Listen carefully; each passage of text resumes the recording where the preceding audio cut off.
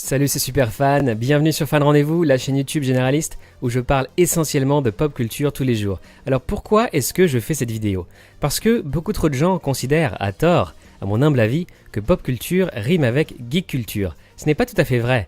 La culture geek est devenue mainstream et devenue pop, c'est-à-dire populaire, seulement récemment avec les adaptations cinématographiques des comics Marvel, notamment de Spider-Man et des X-Men et du Seigneur des Anneaux, au début des années 2000. En France, dans les années 80 et 90, au cours desquelles j'ai grandi, seule une petite poignée d'enfants et d'adolescents connaissaient Spider-Man, Captain America, Wolverine, le professeur Xavier et Thanos, ou Bilbon, Aragorn, Legolas, Gandalf et Sauron. Il y avait très peu de personnes qui me comprenaient dans la cour de récré et qui partageaient les mêmes délires. J'étais ami seulement avec quelques autres geeks, on était un tout petit club à l'école primaire et au collège. Maintenant que j'y pense, ça me rappelle la série Stranger Things de Netflix, mais vraiment. Les filles et les adultes se moquaient d'ailleurs constamment de moi à cause de ma passion et de mon obsession pour les jouets et pour les dessins animés Dragon Ball, Dragon Ball Z et Senseiya, les Chevaliers de Zodiac, et pour les magazines Strange, Special Strange, Nova, Spidey et Titan, publiés aux éditions Lug, puis Semic, avec des super-héros Marvel dedans. D'ailleurs, je ne remercierai jamais assez les éditions Lug, originaires de la ville de Lyon, de m'avoir fait découvrir tout cet univers Marvel si passionnant. La vérité, c'est que j'ai vraiment appris à lire avec Lug et Marvel. La culture geek n'a donc pas toujours été pop, et elle constitue seulement une partie de la pop culture qui est bien plus large, et c'est ce que je vais m'efforcer d'expliquer dans cette vidéo. Pop culture en anglais veut dire popular culture, ou culture populaire en français. Il y a aujourd'hui un consensus qui retrace les origines de la culture pop à la pulp fiction, publiée dans les Pulps, magazines américains très populaires dans les années 1920 et 1930 aux États-Unis, où l'on pouvait lire les aventures de héros dont je suis fan, comme The Shadow. À l'origine, The Shadow était le narrateur mystérieux d'une émission de radio datant de 1930, et The Phantom, créé en 1936 par Lee Falk, créateur également du célèbre personnage de Mandrake le magicien. The Shadow a été adapté au cinéma à de très nombreuses reprises dans les années 30 et 40, puis en 1994 avec le formidable Alec Baldwin dans le rôle titre. The Phantom, quant à lui, est sorti au cinéma en 1996 avec Billy Zane. C'est d'ailleurs en voyant ce film que James Cameron a casté Billy Zane pour jouer le méchant dans Titanic en 1997. Je considère ces deux films aussi cultes qu'une autre adaptation de comics au cinéma, Flash Gordon. Personnage de bande dessinée créé par Alex Raymond en 1934 et qui a beaucoup inspiré un certain George Lucas. Au début des années 70, George Lucas n'a pas réussi à obtenir les droits pour adapter Flash Gordon au cinéma parce qu'ils avaient déjà été achetés par un autre réalisateur, français, Alain Resnais, qui lui aussi était fan de la bande dessinée. Alors George Lucas, contraint et forcé, a été obligé d'inventer son propre univers, et ce sera Star Wars, qui d'ailleurs s'est beaucoup inspiré de Flash Gordon. Donc si Alain Resnais n'avait pas acquis les droits de Flash Gordon avant George Lucas, Star Wars n'aurait peut-être jamais existé, et on aurait eu à la place une franchise Flash Gordon by George Lucas au cinéma. Flash Gordon, que mes parents continuent d'appeler aujourd'hui Guy l'Éclair, puisque ses histoires étaient publiées en France dans le journal de Mickey dans les années 60 et 70 sous le titre de Guy l'Éclair. L'adaptation cinématographique de Flash Gordon a finalement été faite, mais pas par Alain Resnais, pour problème de budget. Elle est sortie sur grand écran seulement en 1980, c'est-à-dire que Flash Gordon est sorti après la Guerre des Étoiles, ce que les jeunes appellent aujourd'hui Star Wars épisode 4, Un Nouvel Espoir, et la même année que l'Empire contre-attaque Star Wars épisode 5. Donc forcément, le film Flash Gordon a beaucoup souffert de la comparaison à l'époque. Désolé pour ce long aparté sur Flash Gordon, mais son importance dans l'histoire de la science-fiction et son impact sur la pop culture sont tels que je ne pouvais pas ne pas vous en parler. J'ai d'ailleurs toujours ces 3 films en DVD derrière moi, Flash Gordon, The Shadow et Le Fantôme du Bengale, avec la trilogie Superman avec Christopher Reeve et les 2 Batman de Tim Burton avec Michael Keaton. Ces héros ont vraiment bercé toute mon enfance et mon adolescence.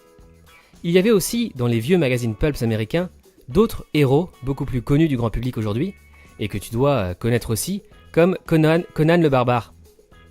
Notamment si tu as vu les films cultes de 1982 et 1984 avec Schwarzenegger, Tarzan aussi. Surtout si tu as vu le film Greystoke de 1984 avec Christophe Lambert et le dessin animé Disney de 1999. Et enfin Zorro, en particulier si tu as regardé l'excellente série Zorro des années 50 en noir et blanc, puis colorisée avec Guy Williams et produite par Walt Disney, multi-rediffusée en France. Eh bien, ces héros apparaissaient déjà dans les pulps des années 30.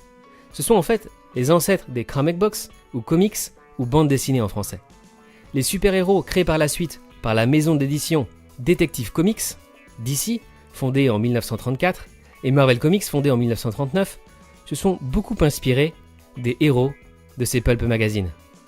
Par exemple, il n'y aurait pas eu Batman tel qu'on le connaît aujourd'hui sans Zorro, sans The Phantom, sans The Shadow, qui ont inspiré Bob Kane et Bill Finger dans le processus de création du Chevalier Noir. La pop culture est-elle une contre-culture ? C'est une très bonne question. On oppose souvent pop culture avec la culture des élites, à la haute culture. En sociologie, la haute culture, c'est la littérature, la philosophie, les arts, la musique classique, l'opéra, le théâtre et le cinéma d'auteur par exemple. Alors que la pop culture, qualifiée de manière assez méprisante je trouve, de basse culture, c'est la culture du peuple, véhiculée par les médias de masse, comme la presse, la bande dessinée et les comics, la radio, le cinéma, la télévision et plus récemment les jeux vidéo et internet. La pop, qu'on retrouve dans les termes pop art et pop music, a longtemps été considérée comme contestataire et subversive, surtout dans les années 50 et 60 en Grande-Bretagne et aux États-Unis, notamment avec des représentants de ce mouvement comme Andy Warhol et les Beatles. Mais je trouve que la pop culture, aujourd'hui, a beaucoup perdu de son côté rebelle. C'est pour moi la victoire du marketing, causée par la marchandisation et l'industrialisation de la culture. La pop culture regroupe à la fois le divertissement, la technologie et tout ce qui, en fait, constitue notre vie quotidienne, notamment la publicité, nos marques préférées et nos produits fétiches. La pop culture, c'est vrai, c'est Spider-Man, Superman, Batman, les Vengeurs, la Justice League, les X-Men, Star Wars, mais c'est aussi Elvis Presley, les Beatles, Michael Jackson, les Daft Punk, McDonald's, Burger King, KFC, le Coca, le Pepsi, le Tropico, Nike, Adidas, Reebok, Puma, Zara, Mango, H&M, Celio, Google, Apple, Facebook, Amazon, Microsoft, Kellogg's, Nestlé, Nutella, les Kinder Surprise, les bonbons Haribo, les fraises Tagada, ou encore le football, qui est probablement le sport le plus emblématique de la pop culture, pour plein de raisons, et c'est d'ailleurs le seul sport que je regarde. Donc la culture geek fait partie de la culture du divertissement, ou entertainment en anglais, qui elle-même fait partie d'un plus grand concept qu'on appelle la pop culture. Sur cette chaîne, Fan Rendez-vous, je ne fais pas que parler de Marvel, de DC, de Star Wars, des Gremlins, de Ghostbusters, de Retour vers le futur, du Seigneur des Anneaux, d'Harry Potter, de Matrix et des séries Netflix. Parce que la pop culture ne se résume pas à ça. Tu l'auras compris maintenant, cette chaîne ne s'adresse pas seulement aux geeks, mais à un public beaucoup plus large. Oui, c'est vrai, je suis un énorme geek, j'avoue. Je ne regarde que des chaînes de geeks sur YouTube, mais avec Fan Rendez-vous, on s'intéresse à tout, à toute la pop culture dans son ensemble, et la chaîne s'adresse à tout le monde.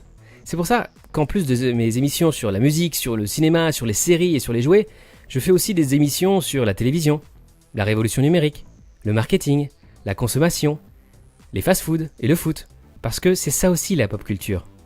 En résumé, la pop culture c'est tout ce qui est populaire et tout ce qui ponctue notre vie quotidienne. J'espère que mon explication était assez claire. Sinon, je te renvoie au livre publié en 2017, Pop Corner, la grande histoire de la pop culture 1920-2020, écrit par Hubert Artus, avec qui je suis assez d'accord sur la définition et les origines de la pop culture, sauf sur tout ce qu'il dit sur Michael Jackson. Je ne suis pas du tout d'accord, bien évidemment, parce que lui, il est Team Prince et que je serai toujours Team Michael. Je te mets aussi dans la description de cette vidéo le lien direct vers l'article Wikipédia sur la pop culture.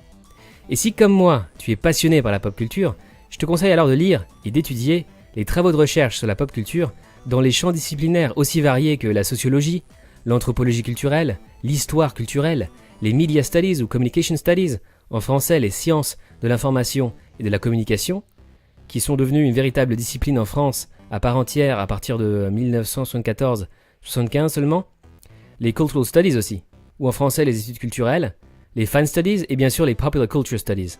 Je ne pense pas que toutes les disciplines soient enseignées dans les universités françaises, malheureusement, celles-ci en particulier parce que ces domaines sont beaucoup plus populaires parmi les enseignants-chercheurs américains et britanniques.